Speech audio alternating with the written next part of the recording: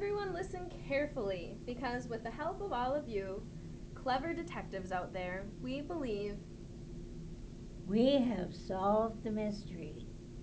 I have Wadsworth here, and I'm ready to announce the solution to the mystery of what you saw the night that gave you such concern. Very good. Please do go on. Yeah. yes. As you know, we are master detectives. And not only have we solved all of your riddles, but we have interrogated all of your suspects and have pieced together every last clue and detail to come to this conclusion. On the night in question, Colonel Mustard arrived at the building, intent to help with some type of unknown project. Upon finding no one here and becoming quite hungry, Colonel Mustard decided to have a late night snack of sausages and other cured meats he had brought with him. Colonel Mustard set the meat down on a plate and then left to retrieve a small pot. Or some might call it a teapot. A French style mustard he keeps hidden on the premises. At that very instant, Yvette the Minute Maid saw the assorted meats left out in the open and cleared and cleaned the room without ever being seen, since she is very fast. Mrs. Peacock then entered, smelling the sweet smoke of the cured meats still lingering in the air. Colonel Mustard was returning, but soon realized that the teapot was empty, having forgotten he finished all of the mustard earlier in the week, and let out a scream of both hunger and disappointment. Mrs. Peacock fled, and Colonel Mustard threw the teapot in frustration, ran down the hall, and left the parking lot looking quite annoyed. A most concerning scene, if there ever has been one. No wonder you wanted to report it, Wadsworth. Wow. I mean, just wow. I must say, that is an incredible job. Thank you. I mean, incredible, as in unbelievable. As in, it's unbelievable how you could get it so wrong. That's not even close to the correct solution. What detective training do you have again? It's not correct?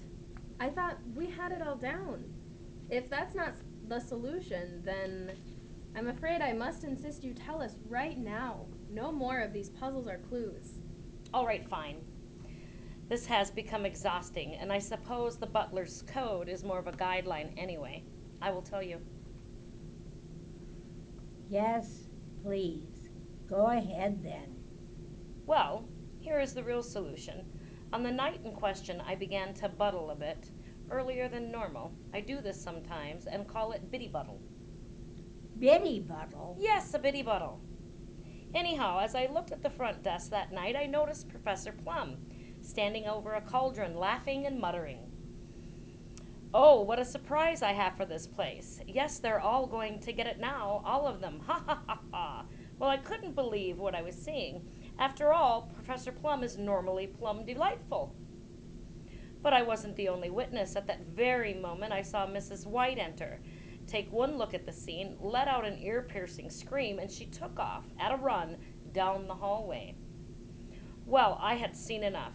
Ended my evening's biddy buttle right then. I decided to return the next day and alert you, fulfilling my duty as the butler to protect and serve this building. Unbelievable.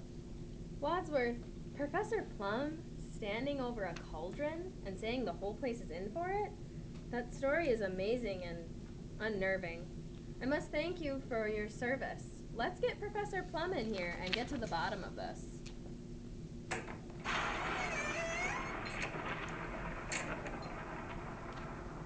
Yes, you called? Yes, Professor Plum. Have you heard what Wadsworth has just reported to me about you standing over a cauldron on the front desk and cackling?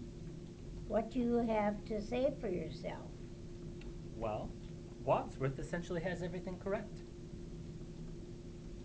Aha! So you do admit it.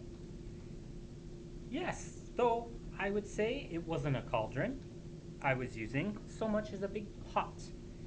You see, I've been planning a special project to make treats and warm apple cider for everyone here.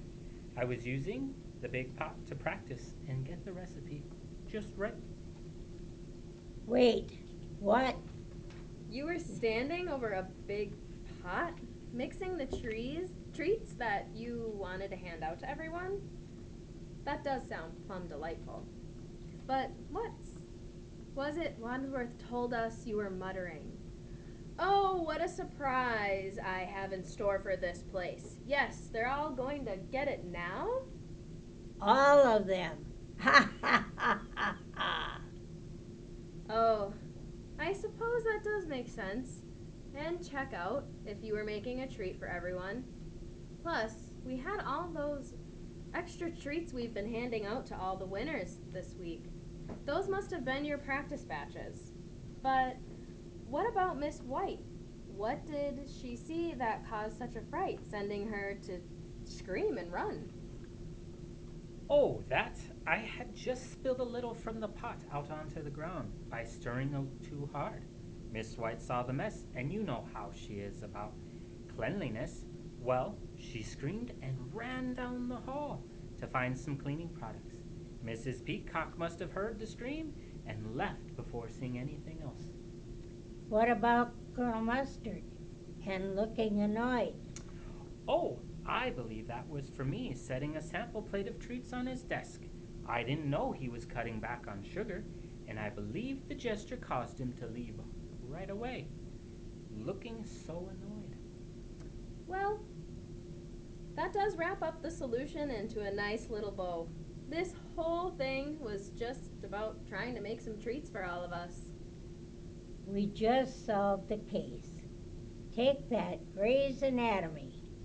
We podcast did not even need 19 seasons to get there.